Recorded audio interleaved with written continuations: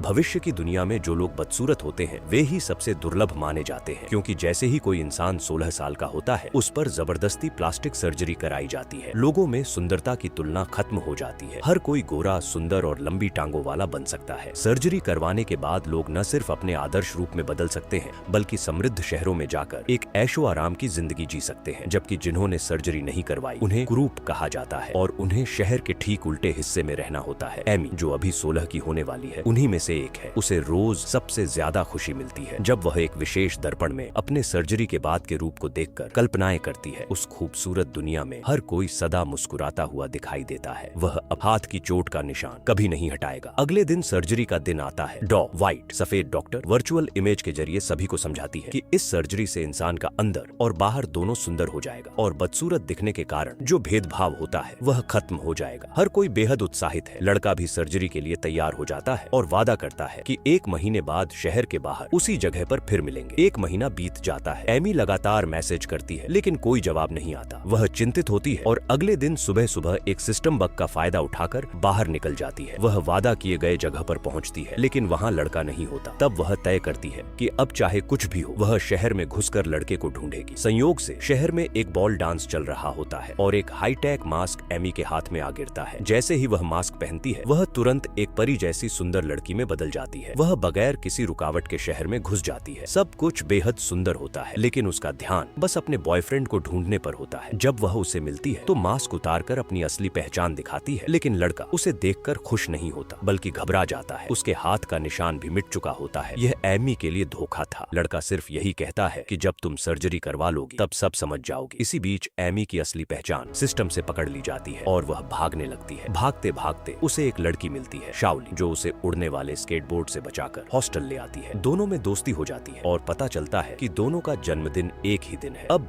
वे साथ सर्जरी करवाने की योजना बनाती है। सर्जरी वाले दिन एमी को छोड़ सबका नाम लिया जाता है। तभी एक गार्ड उसे जबरदस्ती उठाकर एक एयरशिप में बिठा देता है। उसे डर होता है कि कहीं उसका सर्जरी से पहले शहर में घुसना पकड़ा तो नहीं गया, लेकिन बात कुछ और होती है। डॉ व्हाइट उसे एक लड़की की गुमशुदगी के सिलसिले में बुलाती है। वो लड़की थी उसकी दोस्त शाओली। पता चलता है कि सर्जरी से एक दिन पहले शाओली एमी को एक खंडहर में ले गई थी और बताया था कि यहाँ से धुएं का शहर, स्मोक सिटी नाम की जगह है जहाँ कोई सुंदरता की परवाह नहीं करता। वह चाहती थी कि एमी उसके साथ वहीं चली चले। एमी मना कर देती है और शाओली सिर्फ एक नक्शा देकर चली जाती है। अब डॉ व्हाइट एमी से कहती है कि शाओली को उस शहर से वापस लाओ, क्योंकि वह अब एक खतरनाक विद्रोही समूह के संपर्क में है। स्मोक सिटी एक खतरनाक हथियार बना रहा है जो पूरे शहर को खत्म कर सकता है।